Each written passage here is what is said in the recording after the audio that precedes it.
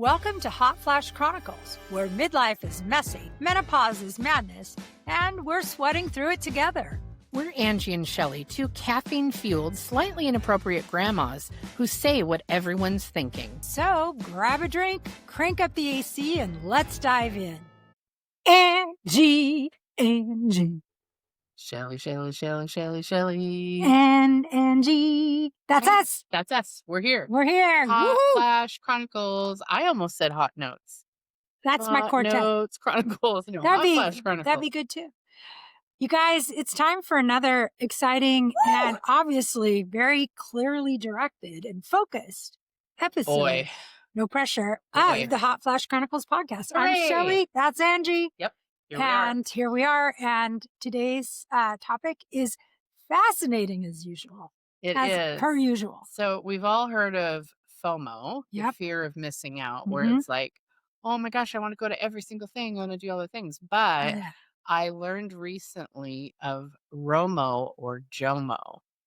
And I'm like, FOMO and JOMO. this is the The fancy- brothers and sisters of FOMO. like Tony Romo. Yeah. He was a Football player? football player or something.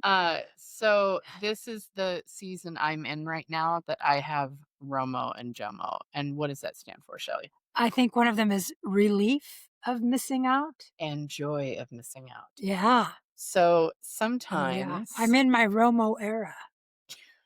Isn't that what the kids are saying yeah, Taylor nowadays? Swift started the Eras thing. Yeah. So we've all had this happen, right? Like we Mhm. overcommit, we booked our calendar out to where Mhm. it's like jam packed. It's ridiculous. We don't even have 10 seconds to find a shoe or fold a shirt, Or go to the bathroom. go to the bathroom, and it's just like go, go, go, go, go. We've all been Mhm. in that season of our life. And then because we don't want to miss anything. And you don't want to Right? be bored and everything's exciting. I've always been the first person to the party and last one to leave because I don't want to Mhm. miss anything. Right. Right. I have that FOMO. However, hmm there Then are things change. then things change. And Seasons change. I know, and I people love the change. downtime. I love I don't have anything to do on a Sunday. I Mhm. love that. Mhm. And the relief of missing out, I think, comes from like when you get invited to something and Mhm. initially you're like, oh, that sounds really fun. And you say yes. And Yeah. then you start to realize you don't actually want to do it, but you've committed to doing Ugh. it. And It's the worst. then the event gets canceled and you're like, thank God. Yay! That's Secret the relief yay! of missing out. Yeah. And I think it does come with age. I think you kind of transition from the FOMO into the ROMO or the JOMO. And when you're younger, I think you want everything. You're taking You're everything building a in, network. and you're getting experiences that maybe you haven't had. And you're like, oh, I want to try this thing. Oh, I'd love to do that. You just hate to say no and think, but what if I really would have liked that? And I think there is kind of a shift as you get more life experiences where you recognize, oh, maybe I don't need to do that Mhm. one. Maybe I can sit this one out, because you start kind of treasuring the downtime and the relaxation and the off time. And you're okay with being a little, in quotes here, bored, or just things being at a little bit of a slower pace. You realize, oh, this is where I recharge Yep. Well, and if you're get the energy to do the things I really want to do. yeah, and if your calendar is chock full, Mhm. then you don't have time to do the things like empty the dishwasher or run the laundry or take the dogs on a walk or any of those kind of things that are those day-to-day activities when you're just and I have had schedules throughout my lifetime that there was not even 10 minutes in between stuff because Yeah. I was in that FOMO era. And it's like I have to say yes to everything because I feel like it made It me did? feel It felt you? Wow. it made me feel like popular And and popular in and in demand. demand, that kind of a Like, thing. oh, people like me Yeah, doing that. because I Yeah. struggled with being unpopular when I was younger. So Yeah. it's like, ooh, lots of people want to spend time with me. Validation, lots of I'm going to say validation. yes to everything. And then you get burned out. And Yeah. burnout is a real thing. That is it Yeah. absolutely is a real thing. And I also think that sometimes we don't understand that in our routines and in the way we run our household and run our life, there's a lot of comfort in that stuff. And when you don't even have time to load or unload your dishwasher, it starts making life feel out of control. Like, oh, you're walking by and then you just start feeling a lot of guilt. Like, oh my God, I need to fold all those clothes. I'm behind on everything. And I think it starts to feel like pressure. And then you don't want to be in your house because it's It's cluttered chaos. and it's chaos and it doesn't feel like a place to rest or relax. So then you want out and it kind of is this whole vicious cycle thing. Hmm. So I do think probably my switch from FOMO to ROMO happened in my 40s. I think Mm, it was probably maybe my tail end of my 40s. I was getting a divorce and I was kind of starting a new life and I moved to a completely different geographic area and it was like, oh, I can reorganize my life. mhm, I get a clean slate. And I kind of very purposefully made sure things were not quite as fast paced. mhm, I kind of had some nights where I don't want to, I left my calendar open. Like, I just want this to be a chill and watch TV night at home by myself. Or, oh, I'm going to watch this certain movie. So I just started building in more of the downtime so I could feel relaxed. Like, yeah, oh, okay, I have, and also in times like that, I also noticed I took better care of my health right. because taking care of your Well, health because 'cause you're not takes eating time. out as much, you're not, Yep. you're not hitting drive-throughs because you're going to the next Not out thing. drinking as much with Right, and friends. something that just dawned on me, I think that when I've been in FOMO mode, it's because I was sitting in avoidance.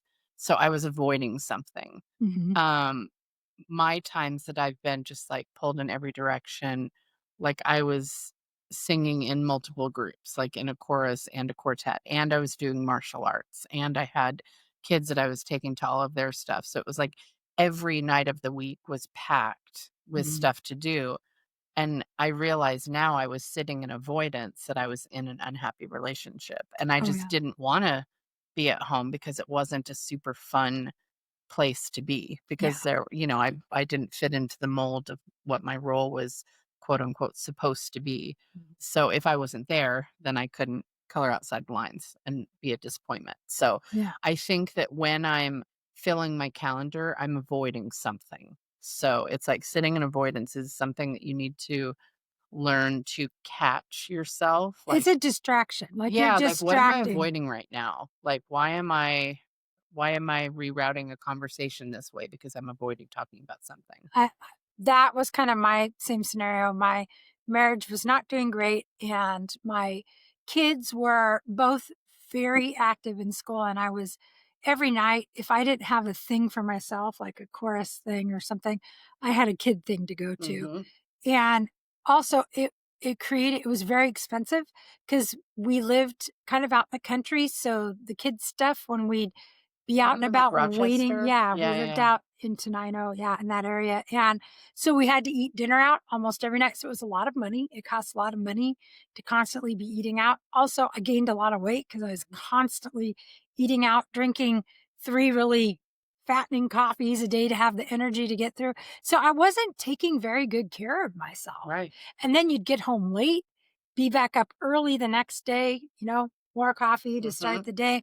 It was, I ran like that for years. That Yep. was like 3 or 4 years straight, and I remember just even getting to sleep in one day on the weekend was like a huge treat, Yeah. just even finding time for that. But when I look back on that now, I'm just exhausted. Like, how did I do that? Well, not well. I Yeah. didn't do it well. It's not sustainable. I wasn't taking good care of myself. I ended up having a lot of anxiety. That's when I got diagnosed with anxiety and depression. And it was just literally going to work and then keeping every minute filled with something. So my mind didn't even have a chance to run over To the realize, things that were really right, important, things the I was the low-hanging avoiding, fruit problems that you avoiding were, yeah. making decisions, avoiding making decisions that I knew were probably hard decisions to make, Mhm. like, am I gonna stay married or not? Sometimes you avoid things like that. You put them off. Eventually, they still happen, but in that putting it off period, a lot of stuff can go haywire. For sure, And it and disguises itself as FOMO, you know? right, and it can be like, "Oh, I have such a full and rich life, like, this is so great. Like I'm I'm so busy always and everybody wants to hang out with yeah, me. I exactly. things must be fine because people like to be around me. Mm, Yeah.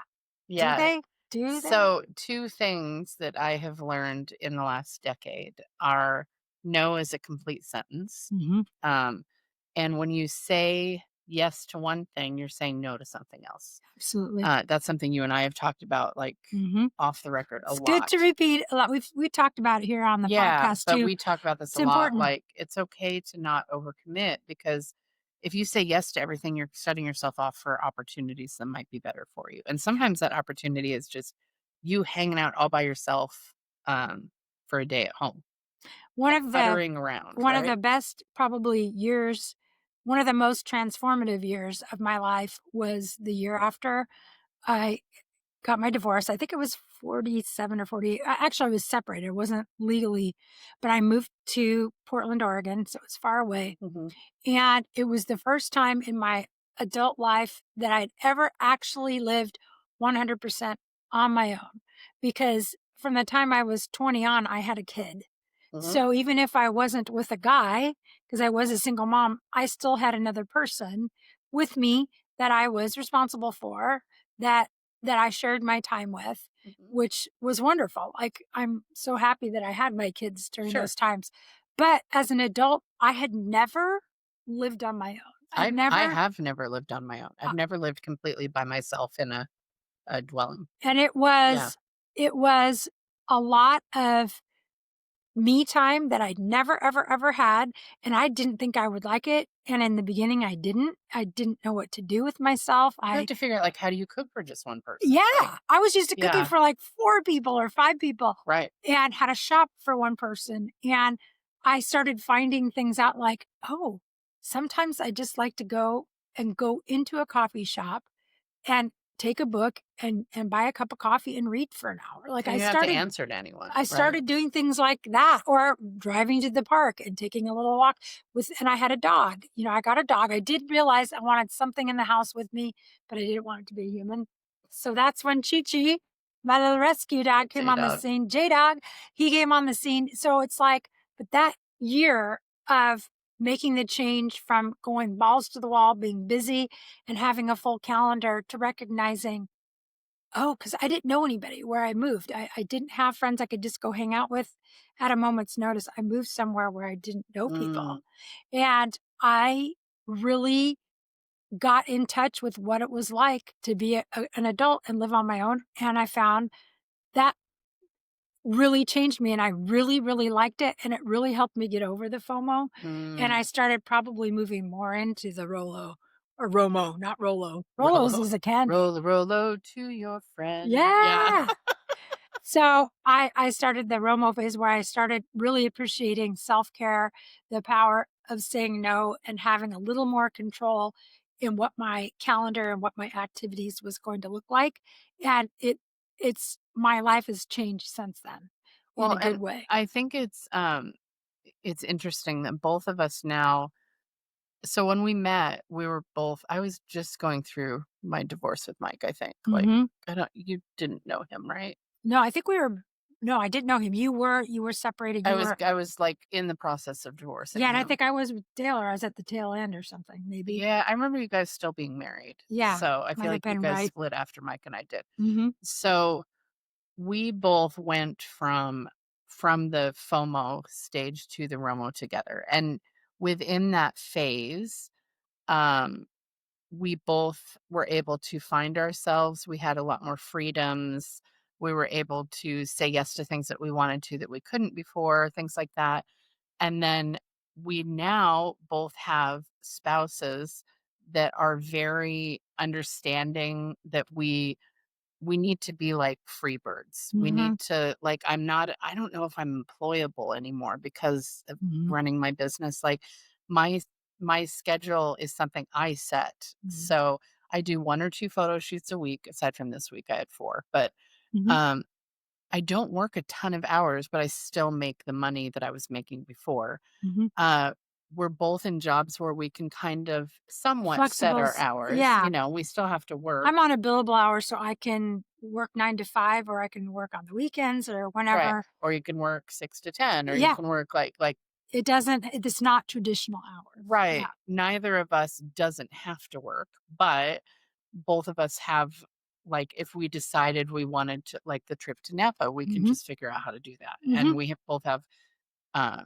husbands that are very understanding that we are those free spirit, free Mhm. birds that need to Mhm. just go, And do yeah, our it just sometimes we need to recharge, and, it's nice having, support from people who respect that, who understand it, and aren't like our husbands aren't jealous no, people, they're not or controlling. or controlling, they're more like, "Okay, as long as it's, like, something workable and it isn't like Phil is really good about it, we have to talk about it, we have to make sure there's no conflicts, and if there's not, it's always a yes."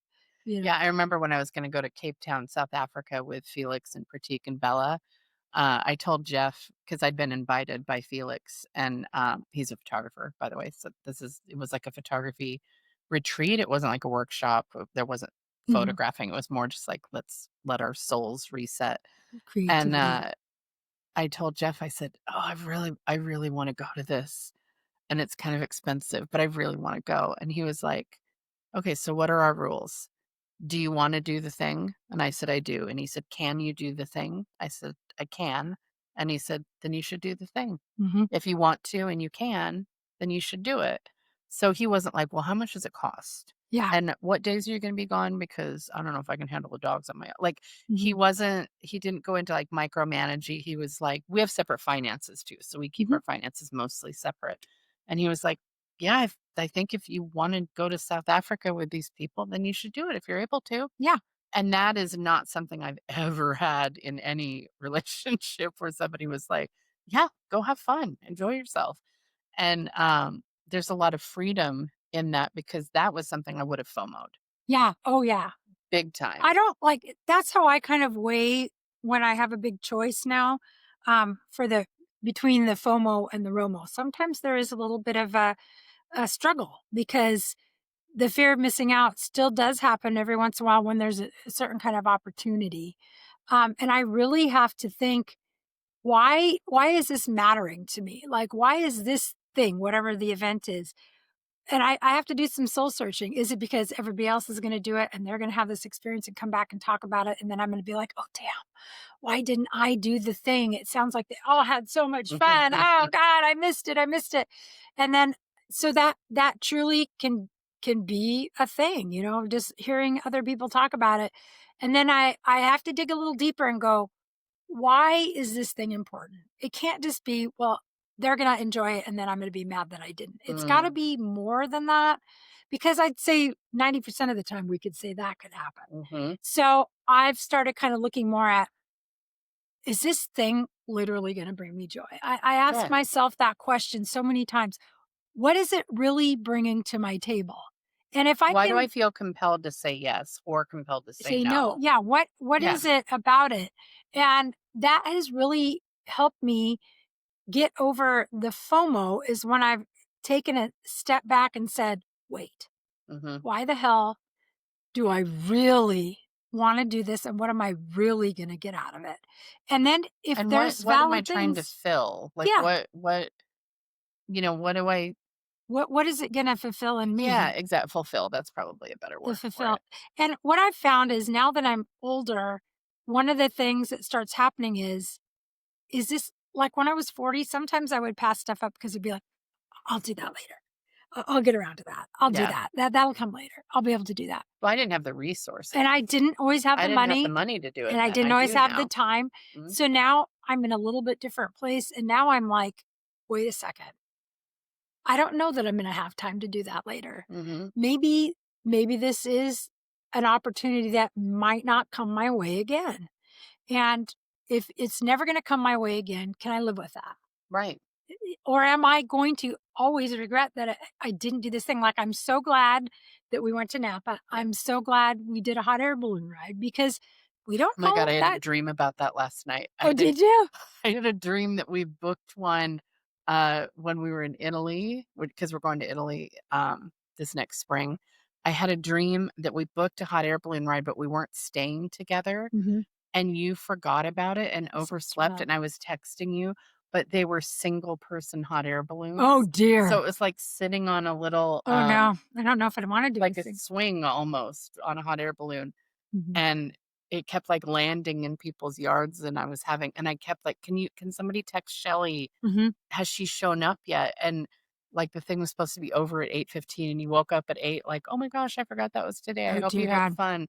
And I was so sad that you'd missed it. You Isn't that know fu I what? forgot I I had that just dream until hope just now. that in your dream, we got in and out of the basket more gracefully It than we wasn't a did in real life. basket. There's a lot to Oh, be just said there.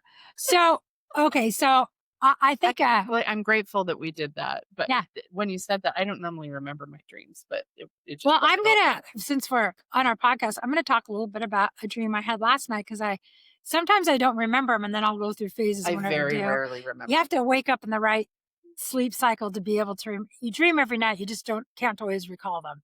So, this is interesting since we're talking about, FOMO and ROMO. In my dream last night, there was a certain group of people in the world who were given this special ability that they could see and know everything that was going to happen. Oh, Like I everything. feel like there's been a TV show. There probably has. And we just watched a show called The Lazarus Effect where I think that that's what was playing Mm, around in my mhm. background was they had to keep reliving a year of their life over and over and resetting a clock. So in my dream, I was one of these people who was allowed to know you knew everything. You knew what was coming and what the outcomes were for everything, but you had to be there to facilitate it and make sure Hmm. that it happened the way that it was supposed to. So in my dream, I had to show up for this woman and that somebody was throwing like a ninja throwing star at her. And Oh, I had a piece of wood and I put it up and caught the ninja because you star knew that it was gonna be because I thrown. knew it was Mhm. coming and it was coming for So her. you were like a Jedi, because here's the thing in Star Wars, a Jedi can see like 10 seconds into the future. That's how they stop all of the things, because Yep. they're literally living 10 seconds ahead, so they know what's about to happen. So You were a Jedi, I Shelley. was kind of a Jedi That's and I had to sick. do 3 or 4 other things to protect this person, and then my job was done, and I remember going back and meeting up with this group of people, and we were all talking, and I said, "Life isn't interesting anymore." Mm, And they were like, "What do you mean?" I said, I know everything, and it's just not mm, it's not interesting anymore." that's interesting. And I woke up, and I woke up, and then I went and immediately told Phil about this I dream. don't wanna be a know-it-all, is what Yeah, you said. yeah, Stop making me smarter, yeah, sir. I don't wanna Let know me be dumb. everything You're that's not gonna dumb. You're not happen. anywhere near dumb, but But but I the wanna be a little ignorant, please. yeah, I don't want to know the outcome of everything.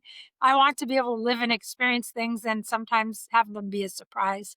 So I do think FOMO is that fear that you're going to miss out on the surprises in life, that this could be the thing that's bigger than anything you've ever did. It could bring you the most happiness and the most joy.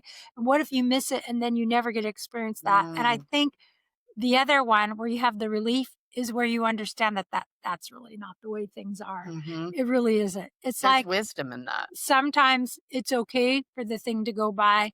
And I've had a lot of really good quality me time, downtime, recharge time where I've been able to get get caught up on my sleep, get caught up on my energy, and be able to then with good intention and a clear mind, pick my next project Mhm. and not feel Or overwhelmed you're and at, like, crazy.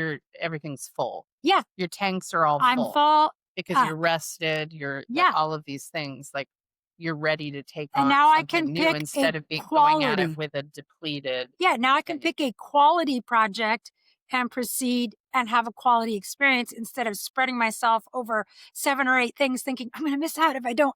What if this is the thing? What if that's the thing? It's like I did my 30s and 40s like that. Mm, And I mhm, was exhausted.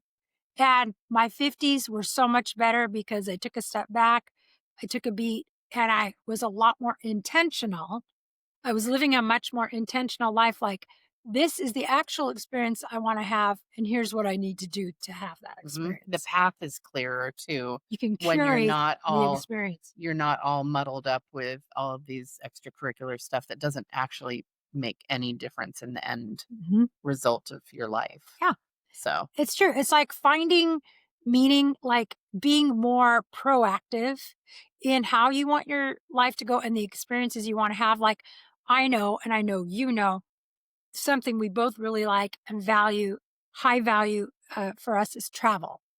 I Travel love is my highest value. I love getting to go somewhere else and see a different part of the world where people have a different culture, have different food, have different, things that they do. And to get to see that and experience what it's like some other place in this world Mm. is my high value thing that I appreciate above everything.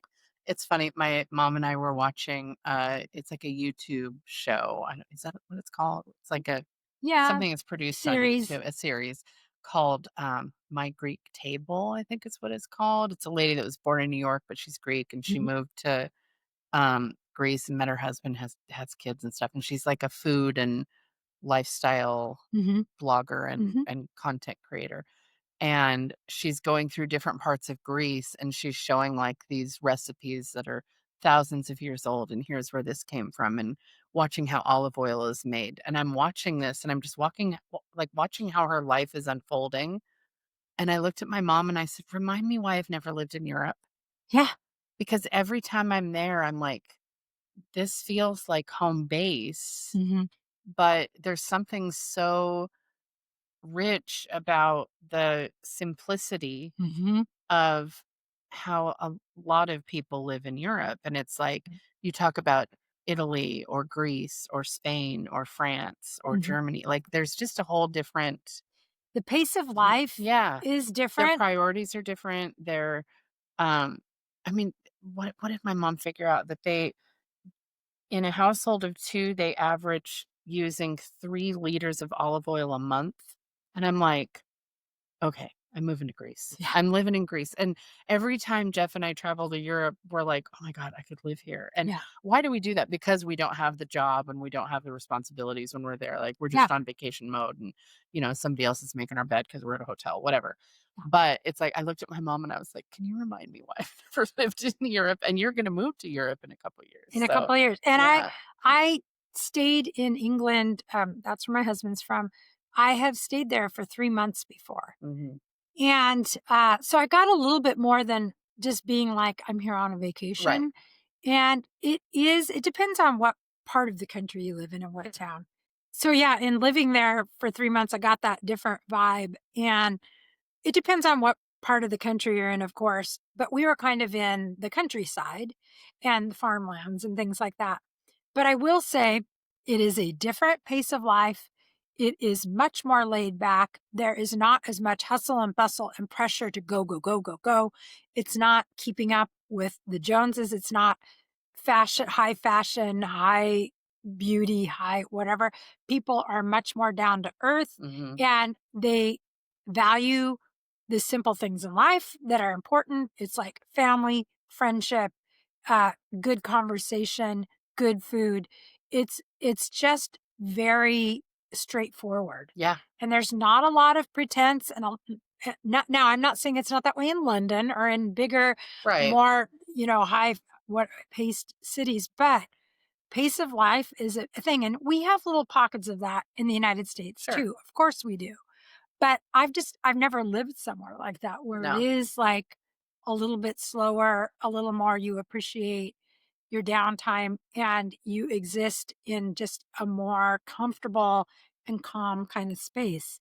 Yeah. It's just different values. Well, and, I have a friend named Kara Marie, she's also a photographer. She was in Austin for years. She ran a multi-million dollar studio there, like, incredibly successful boudoir photographer, and at the beginning of COVID, um, she and her husband were talking, and they're like, "We've always wanted to live in Italy. Why not now? If we're gonna be quarantined somewhere, like, let's go to Italy." Mhm. So they moved to Lake Como, Oh my gosh. and they live on Yeah. Lake Como, and it's so interesting because she was suffering from massive burnout to where it was I mean, I don't wanna tell her story because it's her story, but she was, like, writing goodbye letters to her kids because she was so sick and her Oh my body was, goodness. like, fighting itself. She had Crohn's disease and Yeah. stuff, and, Yeah. you'd Oof. never know it looking at her because she's, like, fit and healthy and young and pretty, but she was living this nightmare. They moved to Lake Como. She can eat the wheat there Yeah, because it doesn't was isn't different. treated with the stuff And we I treat. remember her saying, she learned the term la dolce vita, which is the sweet life. And she learned from the locals because, and they basically said, why are you always rushing Mhm. everywhere? You're Mhm. always like the next thing, like, come just sit down and have a glass of wine with me or have a cappuccino. Like, and she learned, Can I have a wine and a cappuccino? yes. Thank you. And she learned to just slow down Mhm. and like enjoy those little moments. And she's a completely different person since Yeah. she's moved there. And she's lived there for like 5 years now. And she still flies back to Austin and she'll do like a few trips a year and she packs in photo shoots there and she has somebody running her studio. But Mhm. um the mind shift, and she was like, "It really is that sweet life that we miss a lot of the time when we live in the high-paced, Mhm. stuff here." Yeah. So, she and her husband are like they didn't speak Italian, they didn't let it was just like, We're gonna go do "Hey, this thing. let's go move to Let's go Italy," be and on they an did. adventure. And she said the funniest thing was she had like a vision board of, like, someday she wanted to live in Italy, and I got goosies. She realized after they had lived there for, like, a year and a half or 2 years, she was looking at the vision board, and the photo that she had of Italy was of Lake Oh Como, my gosh. and her house was in it. No. How unreal is that? She manifested that actual home. Like, That's cool. the photo that she put up was and she didn't make the connection, like, "I'm gonna buy this house." She didn't realize until years after she lived there that she had She bought had the done it. house that was on the vision board. That's Like, crazy. you can manifest some shit, people. We should Yeah. do a whole episode on manifestation. Well, I think, and that might have been in the back of her mind too, Yeah, of course it just is. that, and you don't even know, but I do think this whole idea of fear, the FOMO, the fear of missing out, and then the relief of Yeah, missing out. Again, what are we talking about? We're talking about balance. Again, you want to have things that excite you, that are goals, that are things like you don't want to be like my dream last night where you're like, I know everything. yeah, I know how everything's going to go. You don't want to be in that, sitting in that place. And you don't want to be in the place of fear where you're so afraid of what could be happening. My husband tends to he puts his manifestation and all of his energy into when new things are coming his way. He tries to think of everything that could go wrong. and then that's what's gonna happen. And he Because what focuses you focus a on lot. expands with the emotions you Yeah, focus with. he gets really caught up in the 700 scenarios of how things could go wrong, and he doesn't spend a lot of time dwelling in what if it goes right. He's too fearful that he's got to come up with solutions in any one of those scenarios where things could go wrong. And where I am wired much differently than that, I'm more wired for there's a pretty good chance some stuff could go wrong, but I'll deal with it if it Yeah, happens. I tend to take on new adventures as a what wonderful thing could be coming my way. yeah, And then if it's not wonderful and things then start we'll deal with presenting that. themselves, and maybe between the two of us, we're both a little bit too far on each end of that spectrum. But usually with both of us together, we can come up with a more workable solution. But I would say you do have to have the FOMO and ROMO balance. Mhm. You want there to be things that excite you that you don't want to miss, but you want to have the energy and the ability to pick and choose what those things are Yeah, and where you're going to put your resources, your money, your time, your energy. 100%. I'm 60 now and I want to make sure my experiences are more curated and not just so much happenstance. Yeah, I where it want to doesn't make them happen. and when you get into that, like the fear, the Mhm. actual fear of what could happen, you really need to focus on what you have control over. Because a Yep. lot of the stuff that we can project and obsess over is something that we don't have any control over which one of those paths unfolds Mhm. sometimes. So it's like after I was in my car accident, it's like I can't change the fact that I was in the car accident. Mhm. I can't change the fact that my car is total. I can't change the fact that I lost all my camera gear. Can't change the fact that I lost my jobs. Here's what I can control. How am I going to spend my time during recovery? Um, am I going to go to all of the therapies that are being recommended? I can focus on my healing because those are things I have control over. But I cannot change the fact that the car accident happened. Right. That is something I have no control over.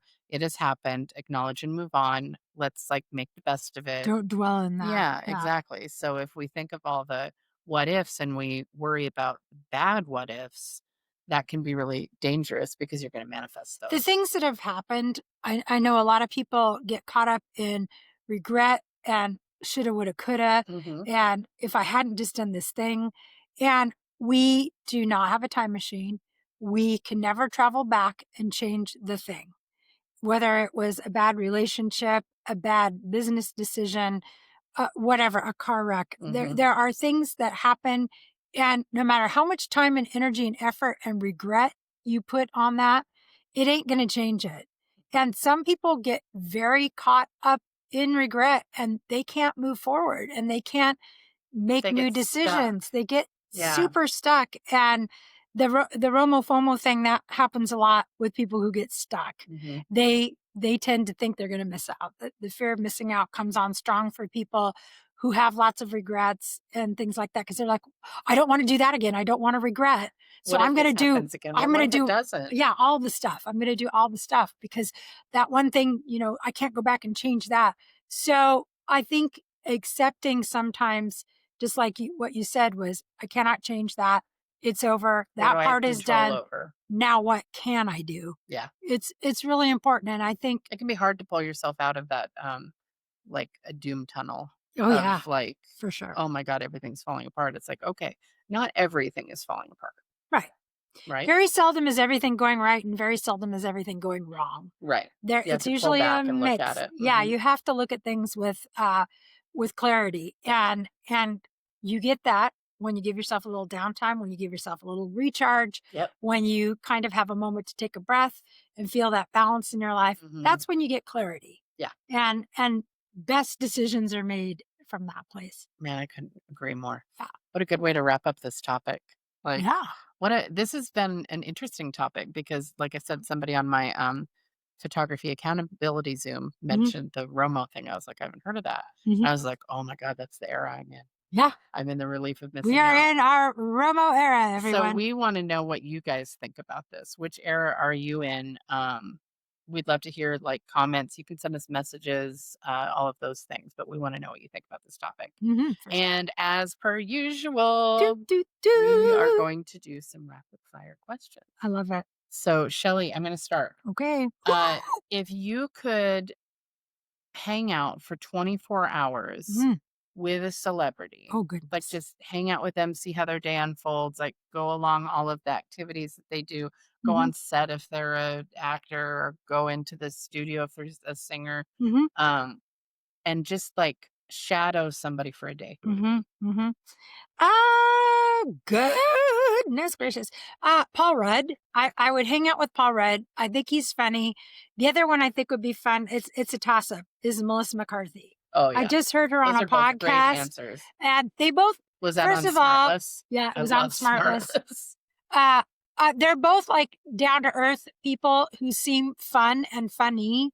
And I think the way that they interact with other people, it would be fun. I mean, I would want a low key celeb. I would want a high key diva kind of person. Mm, These feel like everyday people who everybody likes and respects. yeah, I'd go for that. I like that. Yeah, it's a good one. That was a good question. Okay. Thanks, Angie. Oh, Shelly. Angie. I'm going to do a food one because we talked a little bit about this. Right now, if you could have a lovely Greek like tapas platter, Mhm. hmm or Oh, if you could oh have dear, oh dear. a beautiful, freshly made pasta dish from Italy. Listen, this is you're Sophie's just being choice. mean. Sophie's choice. We talked about travel, and Greek food and Italian food are probably two of my favorites. But if you had to have But one right now, I'm gonna go for the Greek tapas because hmm when I was watching that show with my mom, I was just like, "Get in my belly." Oh my hmm god, it looks so good, so yeah, good. Greek food, I love it. love European food. Me too. period. So I would say the Greek tapas, like the Mhm. baba ganoush and the Mm, hummus and I the love that. the feta with honey and figs on it, Oh, yes. all of those kind of things. Oh I my would go god, there. that sounds so good. I'm hungry now. So, Shelly, Yeah. I was already going to ask this before you asked that question. Okay. What is your favorite pasta topping or sauce? Like you have just like You are some bare making it. pasta there. Yeah. What do you want on it? What kind of sauce or what kind of topping? Like Mhm. what's the best way for you to present pasta? I've been watching the Pasta Queen. Have you seen that yet? You need to watch her if you haven't. Look Okay. on Netflix, Pasta Queen.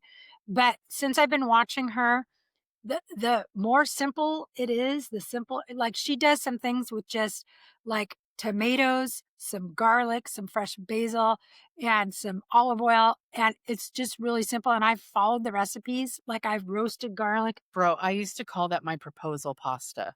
Yeah. 'Cause It's people just fell in love with me if I made that pasta. It was just like some sort of protein, mhm. and then I would do olive oil, garlic, fresh basil, fresh cut tomatoes, not cooked down, just Yep. like fresh in it, and you toss it with the warm pasta. Yeah. Then I would, top it with usually either goat cheese or Mhm. feta cheese Mhm. or That just a Parmesan. real I called simple. that my proposal pasta because Yeah, it's so men good. fell in love with me when I made It's this. so fresh, and it's like you roast that garlic and Oh, squish it out, heck and yes. I just do it in a food processor and Okay, blend it that's a up, great answer. and yeah, it's so good and so fresh. It's so yummy. Okay, now I'm gonna make that. Yeah, so Okay. good. Okay. What's my second one? Okay, so we did the food one with you. We have to go with a life one. We Do have to do a have? life one. Okay. If you could go to a fortune teller Oh. and ask one question that they would truly give you the answer to, what would that question be? Oh my god. I like to make you think. Oh, Shelly, they have to tell me the answer. And it is the truth. So you will have the knowledge of knowing the real answer. Oh my god, I don't know. So it could be about your career, it could be about your life, Like, it could be do I about, want it to be like, what are the lotto numbers? Like, probably not. That seems man, I don't know, oh my god, what, like, change your life. but, I don't know the answer to that. I You stumped stumped her. me. Maybe it's like, am I on my true path? Or what is my true calling? Or Yeah. what is the thing that's gonna make me live the richest, fullest life? Or Well, what's she's the going to give you the real answer. That would be a good one. yeah, what is the Because I don't think what here's is the my thing, purpose lottery for the next numbers 5 and money, years? people think, oh, money will make me happy. No. Sometimes it doesn't. No, Like, what is my true purpose for the next 5 years? yeah, That's probably it. yeah. See, I think that's a Damn, that was smart. much smarter. It makes you think about Yeah. this stuff. Well, Yep. because money is just a commodity, right? It's Right. not the most important thing to me Yeah, you anymore. can't just assume that money will make you happy. No. People make that mistake. That question is what is my true path? What will bring me true happiness is a much bigger question. Yeah, for the next 5 years, not like for Yeah. I don't need like a Yeah. map for my whole life, but where would my time be best spent Yeah. on a true calling in the next 5 years? Love Where it. should I focus my attention and energy on? Perfect. Okay. Wow. Okay. Oh, that was deep. I feel like I I almost had a little almost, panic attack I over that almost because it stumped was her. like there was a lot of pressure to get that right because I she's feel, obviously I feel actually sitting sly. here. I feel sly. Obviously, this is actually going to happen, and I need to have my question prepared. So, guys, That's how thank we you so roll. much for listening. It means the world to us that you've chosen to spend your time with us. If you have time, if you can give it a like, a comment, a follow, a subscribe, share us with your friends. And the very best thing, the bee's knees, would be a 5-star review I put or up 10. 10 if you're Shelly. If there are Yeah. 10 stars, we'd love all of those. All the How about stars. as many stars as you can give us? That'd That'd be be great. awesome. We'd appreciate it. And until next time, we bid you adieu, auf Wiedersehen. Ciao. We do. Ciao. That's it for today's dose of midlife mischief on Hot Flash Chronicles. Thanks for listening and letting us overshare. If you laughed, nodded along, or shouted same at any point, hit that subscribe button and share us with your favorite humans. And remember, we're still hot, just in flashes.